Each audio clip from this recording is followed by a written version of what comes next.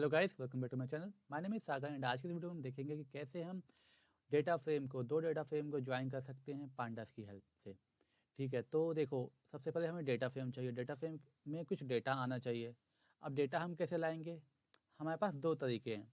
या तो हम क्या करें कि एक डमी डेटा बना लें, डेटा फ्रेम बना लें, या तो हम कुछ एक्सेल से या CSV फाइल से उस डेटा को इम्पोर्ट कर लें।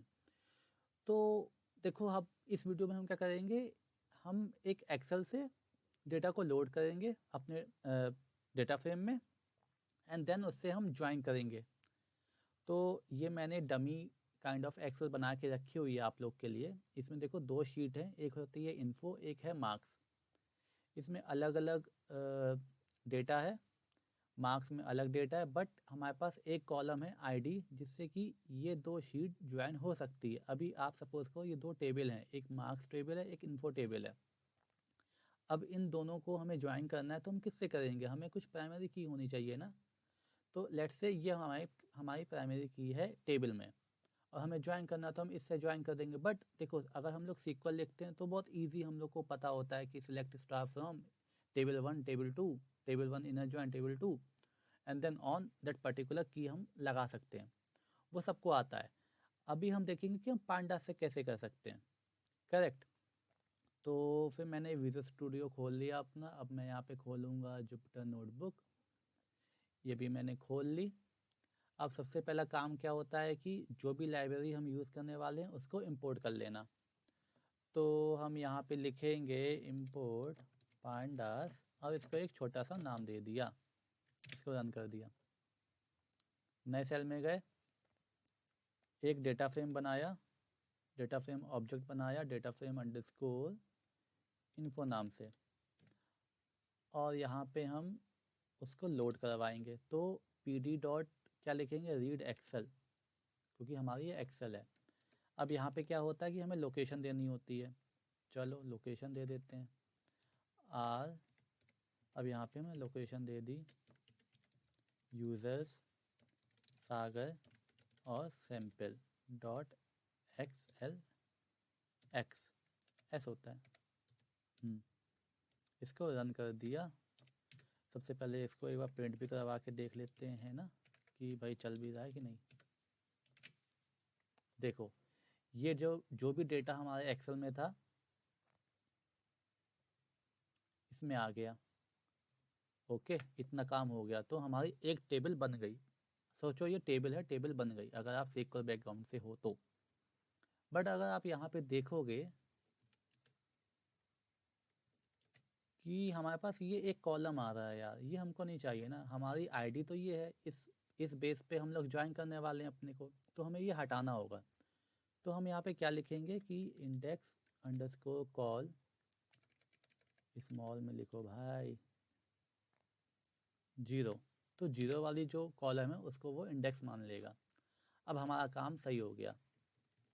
इसी तरीके से हम अपनी एक दूसरी शीट का डेटा फ्रेम में लोड कर लेंगे और उसका नाम रखेंगे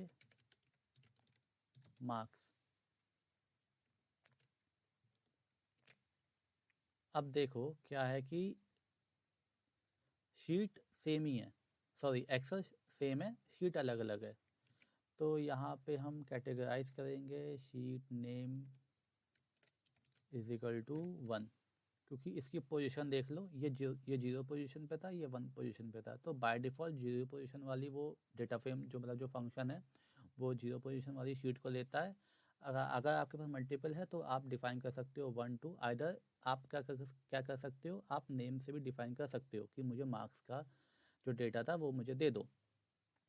मैं इसमें बैक गया और यहाँ पे 1 लिखा था। अब इसको एंटर करते हैं।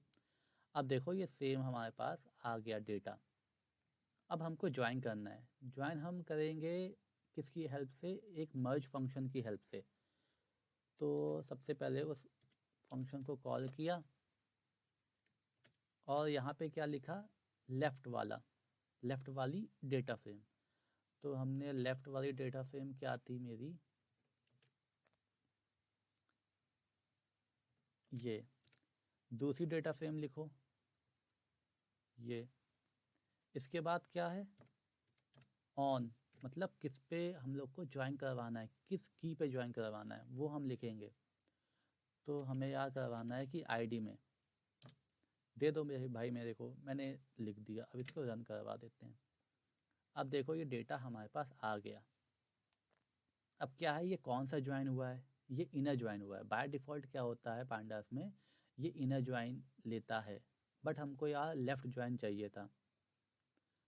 ठीक है, हमको लेफ़्ट ज्वाइन चाहिए, तो हम क्या करेंगे, ये इनर ज्वाइन हमें कैसे मालूम चला। अगर आप शीट में जाओगे, अगर यही पे आप देख लो, आप देखोगे df_info में ID 3 थी, बट df_marks में ID 3 नहीं थी। तो हमने इनर ज्वाइन किया। इनर ज्वाइन मतलब क्या होता है, कॉमन रोज, कॉमन आईडी। तो कॉमन आईडी वाली हमारे पास आ गई, बट 3 नहीं आई। बट अब हमको क्या चाहिए, हमको यार 3 भी दे दो। तो हम क्या करेंगे, इसको कॉपी किया, नया सेल ओपन किया, और यहाँ पे हमने लिखा हाउ इज इक्वल टू, कैसे करना है, मैंने देखा भाई मुझे लेफ्ट ज्वाइन करना है। अब देखो 3 वाली वैल्यू भी आ गई, क्योंकि अब देखो यहाँ पे NaN क्यों आया, क्योंकि जो हमारा DF मार्क्स था वहाँ पे ये प्रेजेंट ही नहीं था यार। अगर देखोगे आप ऊपर DF मार्क्स में ये रो प्रेजेंट नहीं थी, तो उसमें तो नल ही पॉपुलेट होगा ना, जैसे SQL में नल पॉपुलेट होता है, वही पॉपुलेट हो गया। करेक्ट, ये हो गया।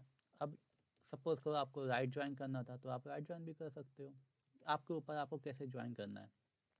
तो यहाँ पे मैंने लिखेंगे राइट और चला दो बस। इतना छोटा सा फंडा है ये, और कुछ नहीं है।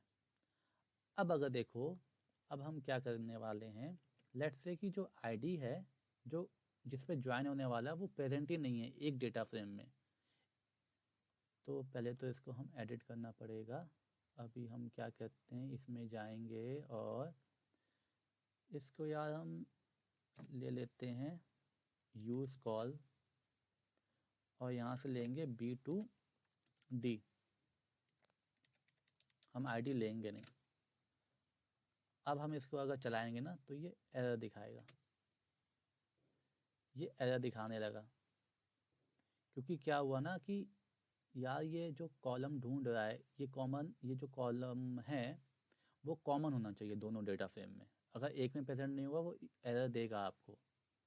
तो इसको सही कर देते हैं, फिर आप चला सकते हो फिर। तो ये था कि कैसे हम दो डेटा फ्रेम को ज्वाइन कर सकते हैं, दो डेटा फ्रेम को मर्ज कर सकते हैं। बहुत ही ईजी था। अब इसमें आप क्या कर सकते हो, अब आपने ज्वाइन कर लिया, अब आप जो भी ऑपरेशन परफॉर्म करना चाहते हो आप परफॉर्म कर लो। वो आपके ऊपर है कि आपको क्या करना है, आपको ग्रुप बाय करना है, आपको कुछ सम निकालना है, कुछ एवरेज निकालना है किसी चीज़ का, तो आप निकाल सकते हो। ठीक है, तो इतना हो गया। सो आप सब्सक्राइब करो मेरे चैनल को, मैं और वीडियो बनाऊँगा इस पर, पांडास पे। और भी बहुत चीज़ें इसमें पांडास में, वो मैं बताऊँगा आपको, बारी बारी से बताऊँगा। अगर आपको वीडियो अच्छी लगी हो तो आप सब्सक्राइब करो चैनल को। So thank you.